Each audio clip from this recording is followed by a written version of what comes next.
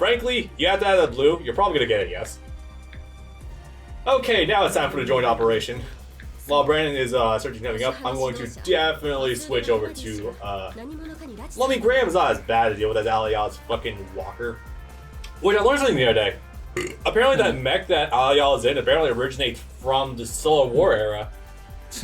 Solar Energy War era, that's what it was. In order to track the disease's full progression, researchers provided no effective care as the study's African American participants experienced severe health problems, including blindness, mental impairment, or death. This was the Tuskegee experiment studying syphilis. That's fucked. Started in 1932.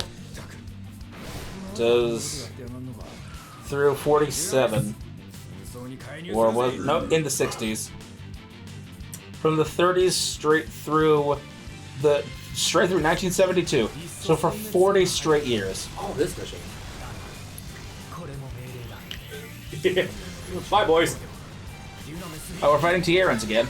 Yeah, okay, so this is definitely the part of the story where it was the first major encounter with Alial Sanchez, actually. I thought that was the last mission, but apparently I was incorrect. This is around a time where Azaristan is actually being targeted by Alial and the insurrection from the right-wingers. That's the best way I can possibly put them right now, actually. They call it... No, they're just straight up called the conservatives. They're the conservative extremists? Yeah, something like that. A lot of terms are kind of thrown around. Boy, little has actually changed when you continue to look at it through that lens. Okay. 2007, baby. 2007, pre-Tea Party. Oh, Nelly. Anyway. Yeah, I'll just cut her. They're a flash in the pan compared to what we have now. God, yeah, no kidding. I was going to try to get the one with Thierry, but it's fine. So, let's see. There's the Civil War happening because the leader of the Conservative Party that's opposing Marina was abducted. Guess who it was? It's Alial. I don't know who put him up to it, but, you know, a prophet, so whatever. You have more? No, it's over there, okay. So this is that time where a fuck ton of missiles were actually launched from somewhere, and they had to go track it down, and that thanks to Graham being cool, accidentally leaked to Setsuna the fact that, hey, yeah, that was probably Alial Sanchez. Graham, explain to me why you did that. Yeah, I wonder why. He is such a cool guy, fucking hell. Yeah. And good this year. And it's even funnier because the events of Double OF, I'm actually curious how much of this you know about, because I'm curious how much Cross Race covers the Double F manga proper, actually. It's one of the longest spin-off stories at 6 or 7 chapters. So, all things considered, decently, probably. Yeah. So, Font Spock. By the way, the translation goes back and forth between Font Spock and Font Spark. I kind of like Font Spark better because it's kind of more indicative of his personality, personally speaking, but whatever. His name is Robark. Wasn't his first name Robert or something? I think that goes back and forth, too, depending on what you're reading. Yeah. Because, like we said before, there's a lot of Gundam manga that don't receive official translations. Most of them. I only remember that because I was editing our 79 playthrough in Reborn, and that came back up. I was like, oh yeah, that's right. Oh yeah, this will be fun. Gun boys, what you got? You only got a good. Ah, damn it. What a bad. I didn't expect it to start at the bottom. They usually start going upwards and then bounce downwards. That fucked with me. I didn't expect that. Are the team attacks unique, or...? The ones that involve your partners, yes. But unfortunately, those require you to be at like 40 or above. Ugh. Which is not that bad, though, because considering the fact that when you get that high, you're usually going to get a fuck ton of keys and experience with your characters anyway. That's one of the reasons. Oh yeah, I didn't mention. Off screen at Maxa, all the characters besides Setsuna's keys in the drive, keys in the levels, keys in the drives. I mean, I know. I got Naruto on my brain sometimes. Fucking hell, right? Me exactly. I played that game before. It sucks. I think I played it like one time, maybe. I could be confusing it with Impact though. You're confusing it with Impact. Probably. Keys in the Drive is one of the Chronicles games. Oh yeah, no wonder. They stopped numbering them after 2, but there are 4 Chronicles games. Ooh, one of them didn't go down one hit. I didn't. That was a commander that go down one shot. Nice. Finally, a challenge. Finally, a worthy challenge. No, not quite there. Oh yeah, maybe that's a glancing blow because a lot of the others are going down one shot. That's really weird. Huh. Also, yeah, since we're using a different mech, obviously the bottom of the screen is now reflecting what mech we're currently using, Gundam Dynamis. That's a cool way of keeping track of them because otherwise I would never know it. I have a rough time remembering the names of fucking variant mechs. Well, I never remember the Season 1 names. It lets me keep track of them in this game, luckily. So that's why I'm remembering each one of them. Yep, there's Graham. Oh boy. Already doing the weird eye thing, though. I don't think that came up until he had... it wasn't when he had the GN drive. I think it was, like, later on in this season, actually. Yeah, I think the whole eye thing only started happening, like, with the Trinities. Because... Right, I mentioned this before, too, how Graham is a motherfucker, and he exposed how much of a fraud pilots that the Trinities are. Johan's a bitch, the other one, Michael, I think his name was? Michael. Yeah, Michael is the worst. And somehow Nana is just passable. Michael is the oldest, isn't he? No, Johan's the oldest. Oh. Listen, I'm relatively certain he's the oldest, because he's the one with his shit together most of the time. Right, Johan's the stupid one. No? No, Johan's the tall tan dude with the relaxed eyes. Michael is the really angry one. Which is the best way to describe him. There we go. Look out of here, Graham. Also worth. I really just. That's not. No, that's still just a flag. Yeah, that's still just a flag for the time being. God, he really does have a one-track mind. He made a promise, and by God, he's gonna stick to it. Flag base forever because of some stupid promise he made to one of his comrades. That sounds really bad to say out of context, but it also really railroads them to only sticking to the flags. One of the Meisters, I forget which, killed his buddy Howard. Yeah. Wasn't Nana. Nana's responsible for other bullshit that happens. Boy, is she. Sadly, yes. The crap Nana starts requires a TI-83 calculator to quantify. Yeah. Ass! Nice. Okay. Is that mission? I don't know if that was mission 5 or not. Let's see, I did 2 missions, you did 2 missions, I just did a mission. Okay, we're going on mission 6 then. I'm more concerned that we do the joint operation level though. That's kind of weird.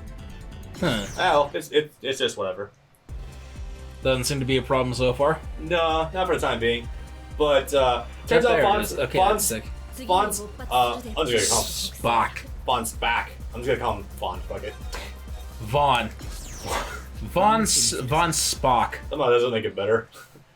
So that guy also has history with Aliyal, as it turns out. He also was part of that terrorist organization. Right, the demo stage in Crossrays is he ends up meeting Aliyal in the desert. Yeah, turns out that does happen. Yeah, Fawn also has history with Aliyal. I'm not sure to what extent, they don't specify it, but he was also... as a child, Fawn was a prominent child terrorist. Go figure.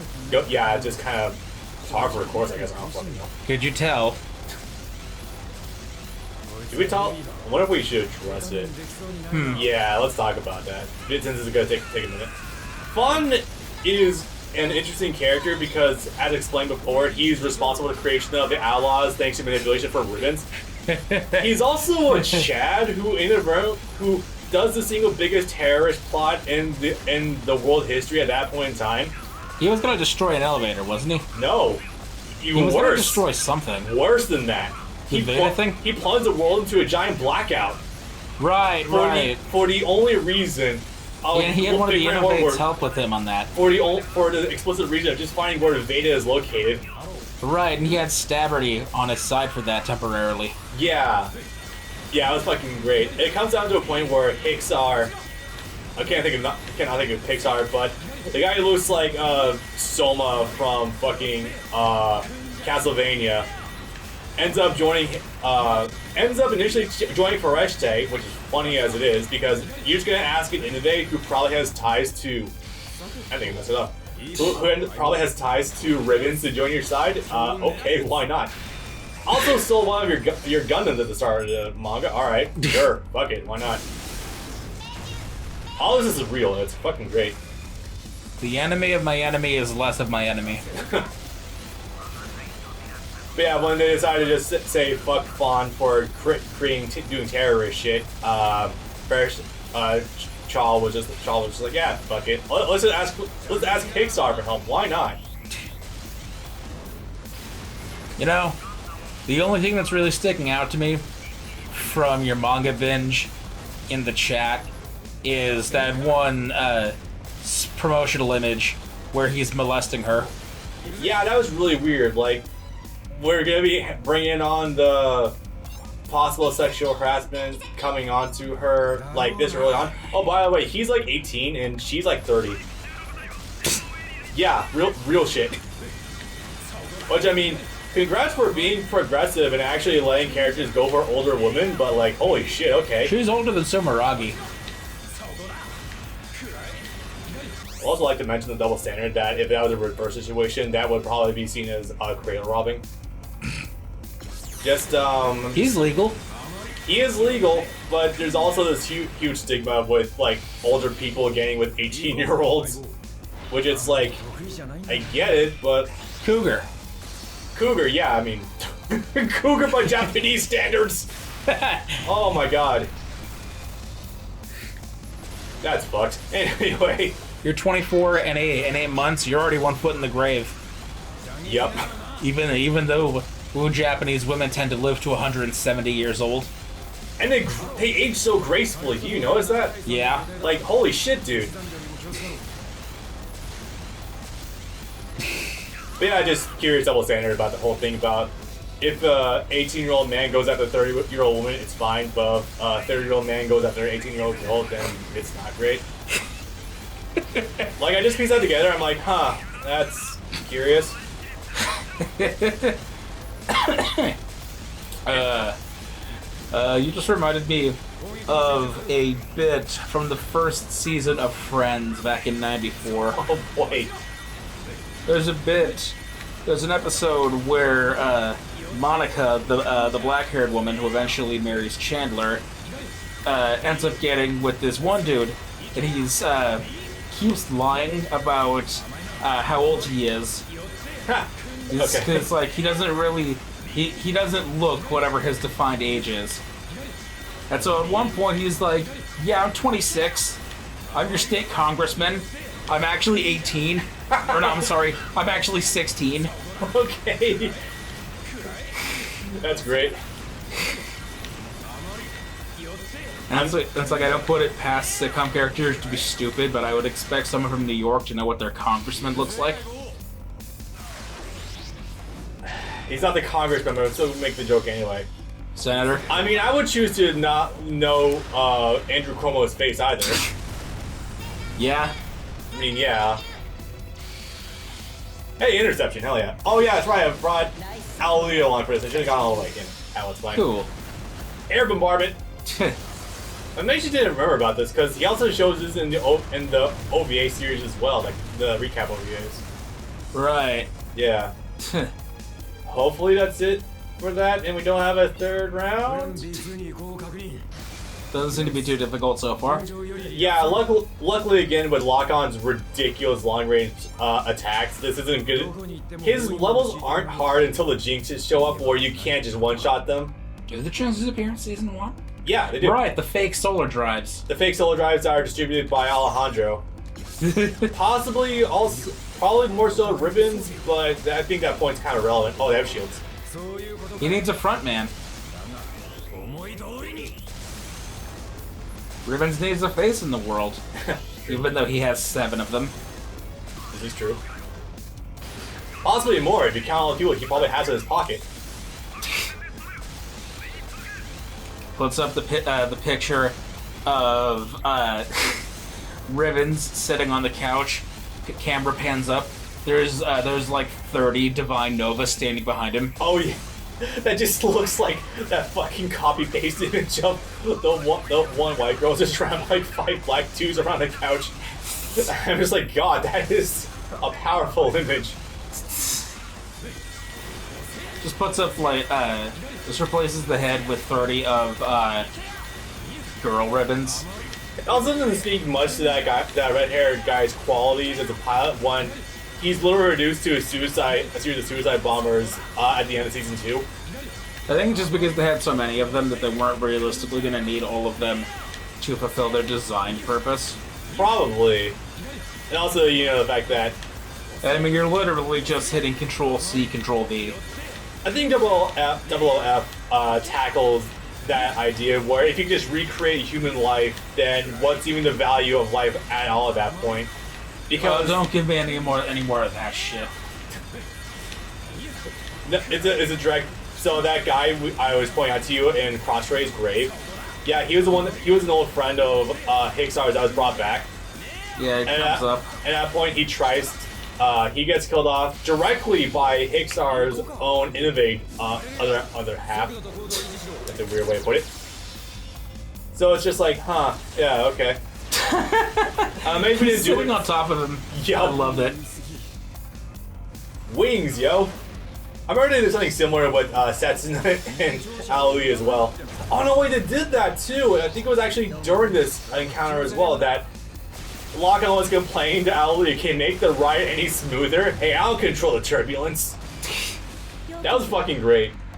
That's one of the beautiful things about Double O is that whenever the Meisters are in teams, they always like have dialogue with each other, and it's always unique interactions. Do they ever go stray from the preset teams? Yes, actually, because initially it's always just Lockon and Setsuna, but eventually they divvy that up, and eventually we have like, I know that Setsuna and Aoi team of 1.4 for some certain mission. Huh. Also, yeah, we're actually fighting all Graham's entire squad right now. You want to know it because I don't think it's showing their icons, but they do have icons in this game. Oh, I can tell what a flag looks like. Oh yeah, They have the weird fucked up heads. they really do. They really look Hammerhead. the flags look so much like something you'd see out of sea, don't they? Like in terms of like how like plane parts just attached to them.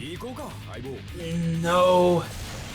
Because Seed very much does its own recycled, stupid, and especially recycled thing. Say what you will about the writing, and you could speak for days, but mobile suit design was not Seed's problem. Oh no, but not quite. I just like some of the mechs in that show definitely look like they're just attaching planes to the tops of various mechs. Well, some of them literally just are planes. Yeah. Or can transform into planes, or ride on the back of planes. Thanks, Justice Gundam. You know, both sets of drug children in both Seed and Destiny have at least one of them that turns into a floater that one of the other ones rides on. Huh. How about that? That one must be Howard. Probably.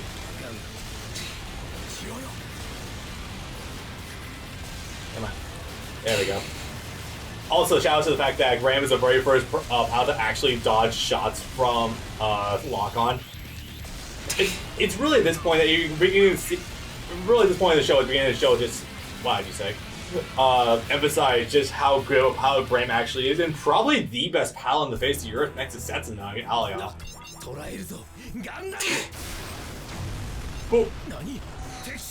Oh, is that how one of them got taken down? This is the difference between talent and training. Or whatever the fuck the specific line is. Honestly, I would consider having a good ass mech as just the equivalent of just talent. Because there they are. Hey, it's the only thing I associate this Thrones unit with is just the fact that hey, that's gonna get stolen by Alia later. Is that the one? I think it is. Is this the one that becomes the Arch Gundam? I think that's Michael's. Yeah. Johan doesn't get stolen because Alial fights Johan Right. in a very one-sided fight, and Right, because he wanted to test it. Yeah, and the fact that Ribbons manipulated Veda to just immediately recognize him as the Gundam Meister. That's funny.